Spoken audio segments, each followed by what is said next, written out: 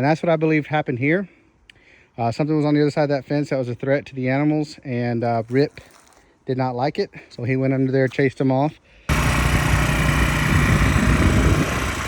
Look at that tree line. I mean, everything this high is pretty much gone. Bunch of kids in here born March, April time frame. So if you guys are looking for any Billy kids, any prospects, we got a couple of them. A briar vine that we're saving right before the winter, right before the fall and everything starts falling.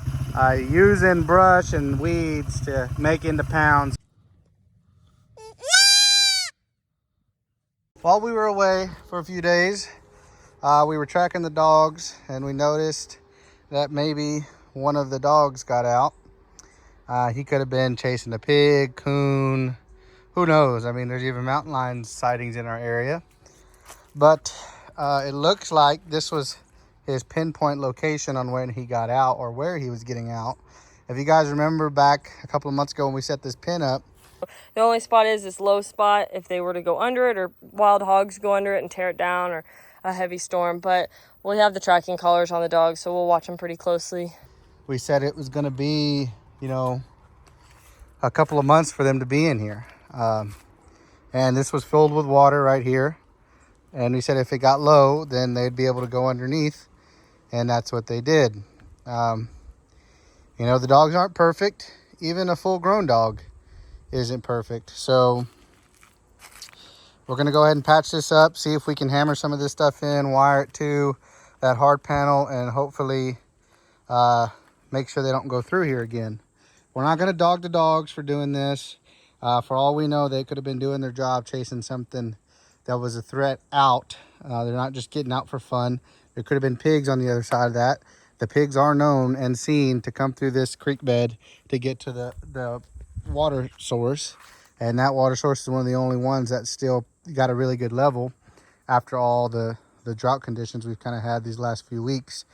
Lots of 100-degree days, very, very hot days. The pigs could have been trying to come in here and get in here. But I just got back from Missouri with Tyler getting those dogs, and this is one of the first things we had to do. It just goes to show, you know, the work never ends. The fun never ends around here. I'm tired. I want to sleep, or I want to go chill on the couch. But I can't do that yet. I got to make sure that my dogs stay in. I don't think they'll be getting out of here again. I just took those little leftover panels I had from building some of those feeders, pounded it in the ground a little bit, wired it to.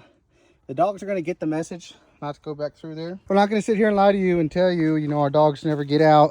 We have had those that don't get out. They don't offer to get out.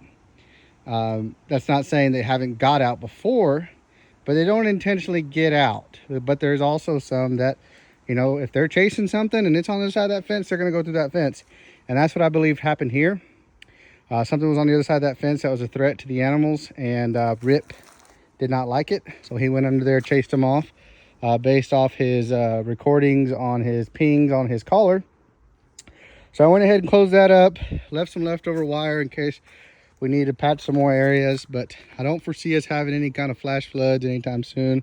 Those are the two main concerns. I mean, you can see his hair on the dang fence, right?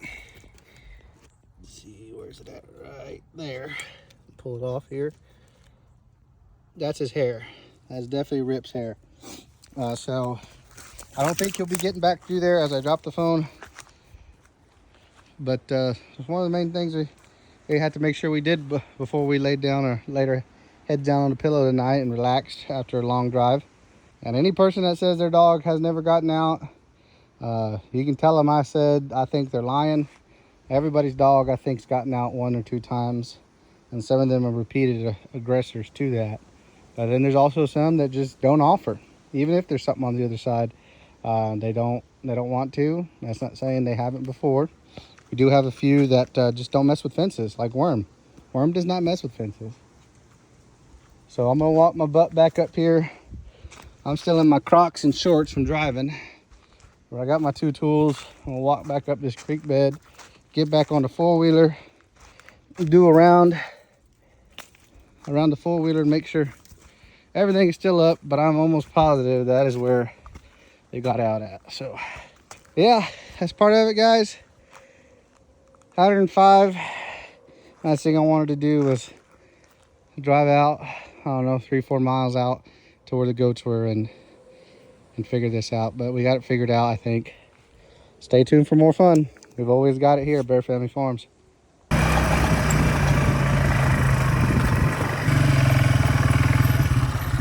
Right now I'm just rolling through the fence, making sure everything's still up. I already found one spot down that was kind of down and popping. It wasn't down enough to where something's gonna get out, but it was popping enough on the ground to make me worried about how dry it is and, you know, a fire starting. So we got that fixed. We're gonna do the rest of this real quick. You can already see the number that the goats are doing on this pasture as I bash my head off with that stick.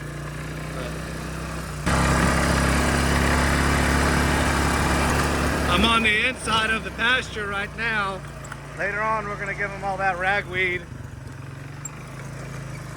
But you can see this creek bed, they're destroying it.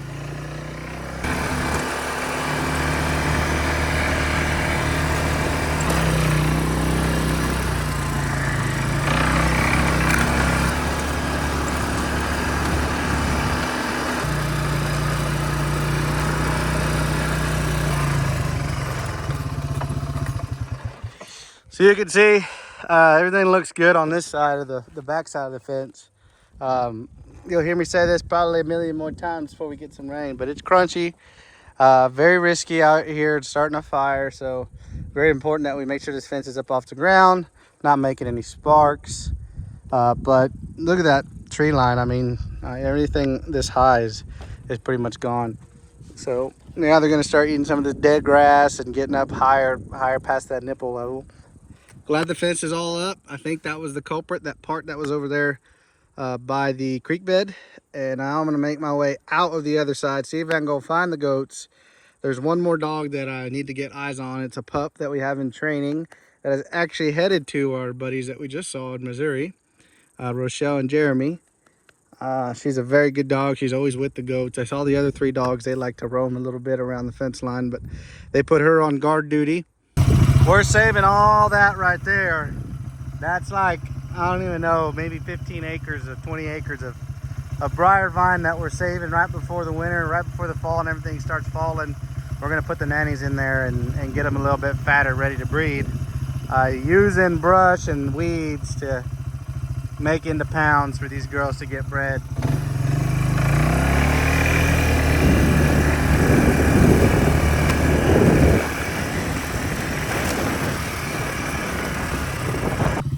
All right, well, we're gonna go ahead and turn the fence back on. This is a pretty high powered charger. I don't remember if this is the Brute. Yeah, it's one of our biggest chargers. Charging a lot of fence, probably about,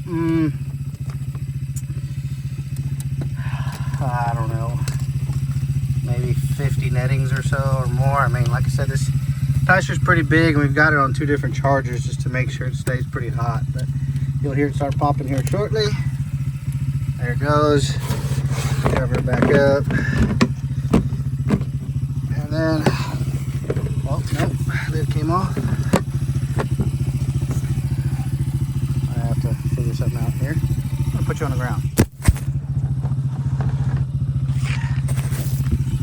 All right, solar panels back on. Let's see if we can go find these goats. Just look at these trees. I mean, there was leaves all the way down, but all this stuff is eaten. I mean, all of it. They attacked this creek bed. I'd be hanging out in this creek bed too. I was outside in 100-degree weather.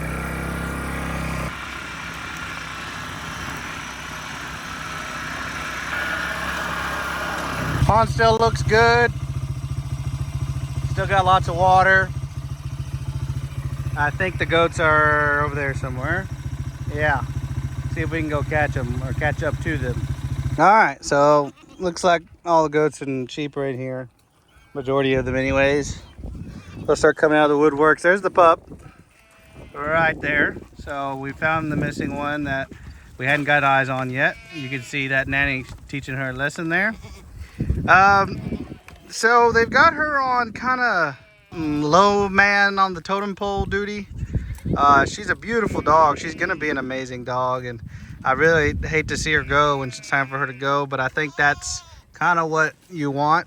as a trainer and, you know, a breeder, if it's a dog that you've bred and raised and trained, and then threw out here to kind of close up some of her started dogness. I don't know what you call it. I mean, the dog's not finished, obviously, but she definitely is started. And, you know, this is her first big test out here with the big herd.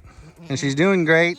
Usually I see the other 3 dogs, and then I don't see her until I see the goat. So that's a good sign. And another good sign would be not wanting to get rid of her. I mean, that's a good sign that I don't want to see her go, because she's going to be such a good dog, and she already is such a good dog. But everybody looks good. It's all 4 dogs. You see that nanny right there trying to get on her hind legs. But hopefully the 4-wheeler starts, because it's pretty hot.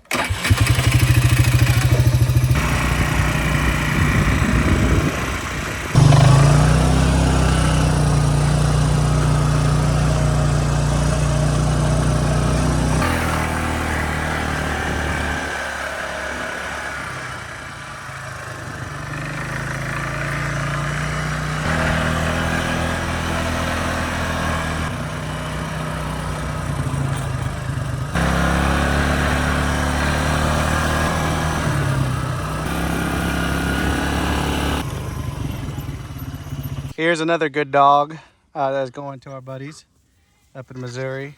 He's a son of Beth, and they actually have his father, Haas, which we were able to see. He's looking good. He's going to be an amazing dog as well. But all the boys are in here. I did a quick round around the fence. I'm not going to go through all that again, but they're all over there at the pond. Yeah, they're looking sharp. They're looking good. Bunch of kids in here born March, April time frame. So if you guys are looking for any Billy kids, any prospects, we got a couple of them. We did do a small culling already, so the next culling is going to be probably another 3 months or so. So all these, what are they, March, April, May, June, July, August, you know, 4 or 5 month old kids are these guys in here, and they're looking pretty good. I mean, obviously we have our herd sires, Jack and Salsa, and then Gandalf is coming in right here. Look at that boy right there. He's a big boy, big old gray boy. And then we've got Tarzan in here, Jack's son, and then we've got Koba, I think is what we named the big black Billy. Hey boys! It's not all of them. There's still some more over there at the stock tank. But you guys already saw them in our previous video. But they're starting to pee on themselves and do their little doo-doo-doo. But look at those horns. That's an impressive set of horns. I think he's one of our Billies that has one of the most impressive set of horns. He's younger than Jack by a year or 2. Here's what I'm talking about, Salsa. And then Jack's over here, old man Jack. And then Gandalf right there next to him. I think Gandalf was a purple tag, so that was 2022. So he'll be 3 next spring. Yeah, he'll be 3 next spring. But you can see more of them coming out of the woodwork back there. But like I said, if you guys got any Billy needs, let us know. Here's Cholo coming down the hill right now. And there's Koba. Lots of Billy kids to choose from.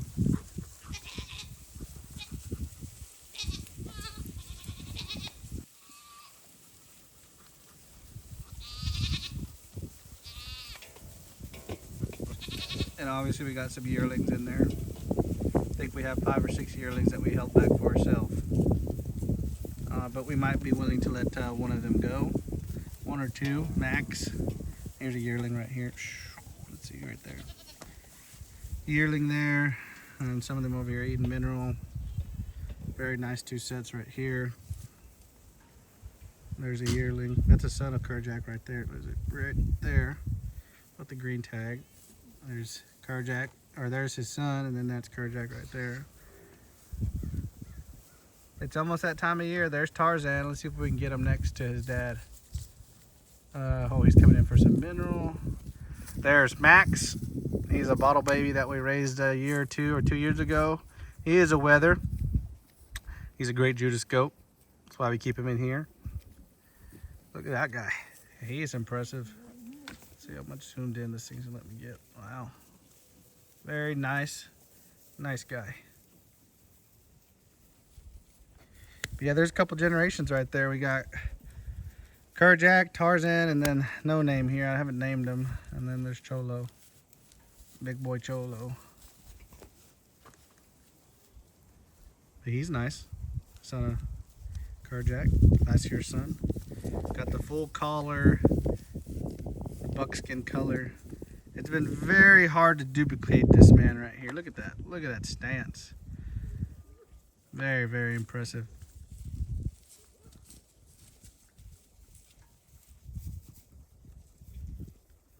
Nice long body, athletic boy. And then that's his son right there. Good scrotum. That's probably what he's gonna look like. Probably a spitting image of what this boy right here is gonna look like. See if we can get him to turn profile view. Yep, there he goes. He's gonna follow his dad. Yep, big old, look at that body.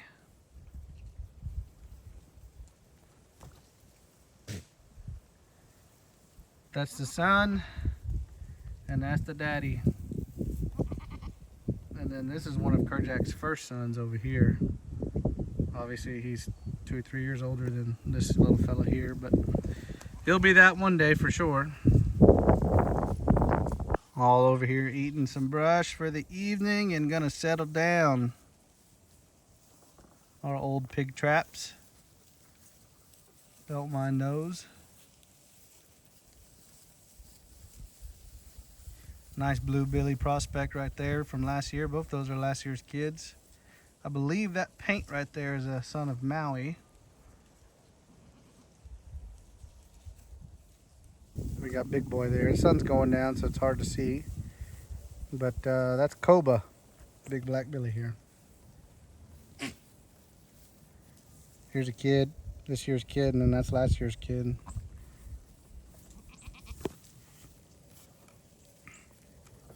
You know, a big misconception is these guys, they grow pretty quick, and these genetics, these Hefner genetics just don't grow very quickly. It takes them about 18 months to start fully maturing. These guys are almost at that point where they're going to start hitting that last growth spurt where they go from kind of that look to, or this look right here, to something more along those lines or those lines. Or obviously Salsa's an old guy too. He's probably about a year or two younger than Kerjack. He's our second eldest that we have.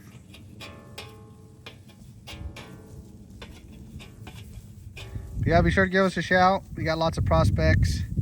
Like I said, we've already done one culling, so these are the guys after the first culling. I don't remember exactly how many we sent off, but it's quite a bit.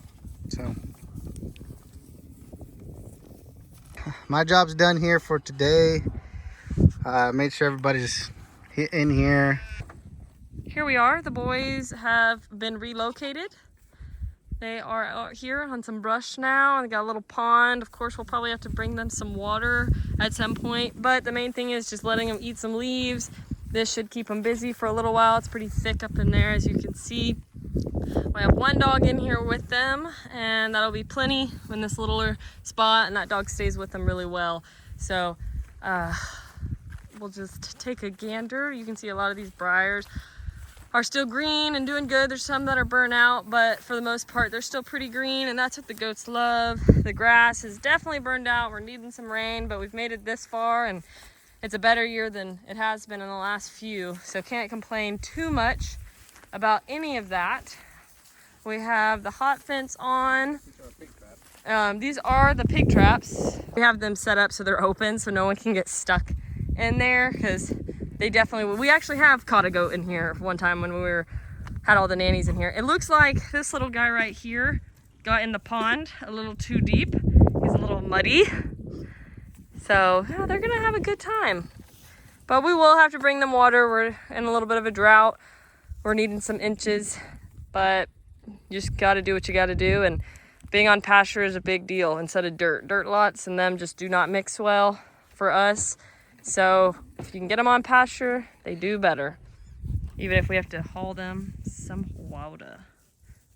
He says, I'm so hot. Okay, bye.